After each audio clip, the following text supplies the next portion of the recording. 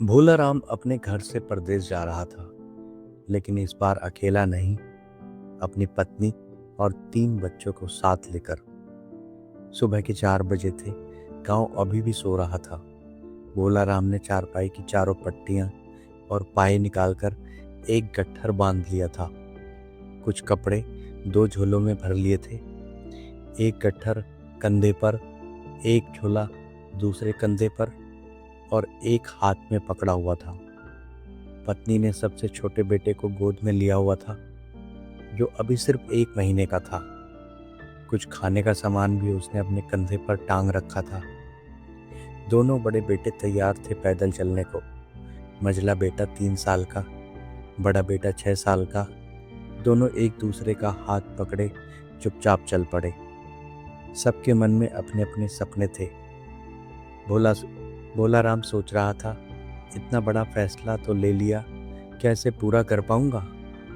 बड़ा बेटा शहर की कल्पना कर रहा था, शहर कैसा होगा।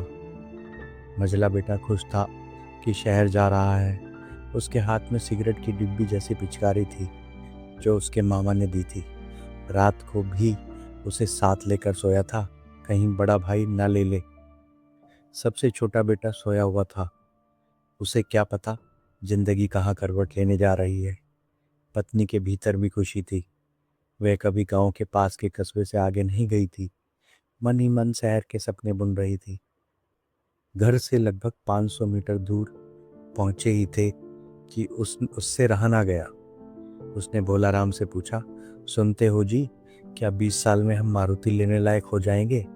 भोला राम अभी नमक मिर्च के इंतजाम की चिंता में था, लेकिन यह सवाल सुनकर ठिठक गया। क्या हम सच में कभी मारुति खरीद पाएंगे। बड़े बेटे ने भी यह बात सुन ली। उसके मन में पहली बार एक कार की तस्वीर बन गई। फिर समय बीत गया, संघर्ष हुए, दिन बदले, साल गुजरे और पूरे 26 साल बाद उसी बड़े बेटे ने अपनी पहली कार खरीदी। माँ की खुशी का ठिकाना न था। वह कार में बैठकर गांव घूमने आई। सबको बताती फिर रही थी, मेरे बेटे ने मारुति खरीदी है। उसे याद भी नहीं था कि 26 साल पहले गांव की उसी पगडंडी पर चलते हुए उसने एक छोटा सा सपना बोला था। लेकिन ऊपर वाला भूलता नहीं। इंसान अक्सर अपनी कही बात भूल जाता है, पर भगवान हर सच्ची इच्छा सुन लेते हैं। उस दिन माँ ने बस यूं ही पूछा था, क्या हम कभी मारुति ने लेने लायक हो जाएंगे। और भगवान ने शायद उसी दिन मुस्कुरा कर कहा होगा, आज नहीं पर एक दिन जरूर। समय लगा, संघर्ष हुए, आंसू भी आए, लेकिन जब नियत साफ हो, मेहनत सच्ची हो, तो भगवान देर करते हैं, अंधेर नहीं। उस दिन कार बेटे ने खरीदी थी, पर सपना भगवान ने पूरा किया था। कभी भी छोटे सपनों को छोटा मत समझो। अगर दिल सच्चा हो, कर्म अच्छे हों, तो भगवान चुप रहकर भी काम कर रहे होते हैं।